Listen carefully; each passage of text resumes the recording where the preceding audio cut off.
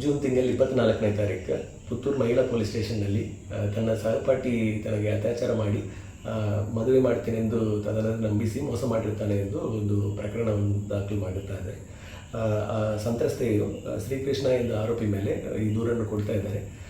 ಕೊಟ್ಟಿದ ಮೇಲೆ ಪುತ್ತೂರು ಮಹಿಳಾ ಪೊಲೀಸ್ ಸ್ಟೇಷನ್ನಲ್ಲಿ ಕ್ರೈಮ್ ನಂಬರ್ 49/25 ಅಂಡರ್ ಸೆಕ್ಷನ್ 64(1) ಮತ್ತು 69 BNS ಕಾಯ್ದೆಯಡಿ ಪ್ರಕರಣ ದಾಖಲಾಗಿದೆ.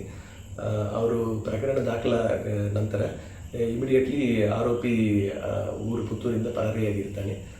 ತದನಂತರ ಅದನ್ನು ಡೀಟೇಲ್ ಆಗಿ ಇನ್ವೆಸ್ಟಿಗೇಷನ್ ಮಾಡಿ ವೆರಿಫೈ ಮಾಡಿ ನಿನ್ನೆ ಆರೋಪಿಯಾದ ಶ್ರೀಕೃಷ್ಣ ಅವನನ್ನು ಮಹಿಳಾ ಸ್ಟೇಷನ್ ಠಾಣಾ ಸಿಬ್ಬಂದಿಯವರು ವಶಕ್ಕೆ ಪಡೆದು ಇವತ್ತು ಅವನನ್ನು ಅರೆಸ್ಟ್ ಮಾಡಿದ್ದಾರೆ. ಅದೇ ರೀತಿಯಲ್ಲಿ ಇಷ್ಟು ದಿವಸ ಅವನು ಪರಾರಿಯಾಗಲಿಕ್ಕೆ ಸಹಕಾರ ಕೊಟ್ಟಿದ್ದ ಆರೋಪಿಯಾದ ತಂದೆ ಜಗನ್ನಿವಾಸ ರಾವ್ ಅವರಿಗೂ ವಶಕ್ಕೆ ಪಡೆದು ಅವನನ್ನು ಅರೆಸ್ಟ್ ಮಾಡಿ ಈಗ ಮುಂದೆ ಇಬ್ಬರಿಗೂ ಮೆಡಿಕಲ್ ಎಕ್ಸಾಮಿನೇಷನ್ ಮಾಡಿ ಮುಂದೆ ಅವರನ್ನು ನ್ಯಾಯಾಲಯದಲ್ಲಿ ಪ್ರೊಡ್ಯೂಸ್ ಮಾಡಲಾಗುವುದು. ಮುಂದೆ ಈ ಪ್ರಕರಣದಲ್ಲಿ ಕಾನೂನು ರೀತಿಯಲ್ಲಿ ಅವರ ಮೇಲೆ ಸೂಕ್ತ ಕ್ರಮ ತಗೊಳ್ಳಲಾಗುವುದು.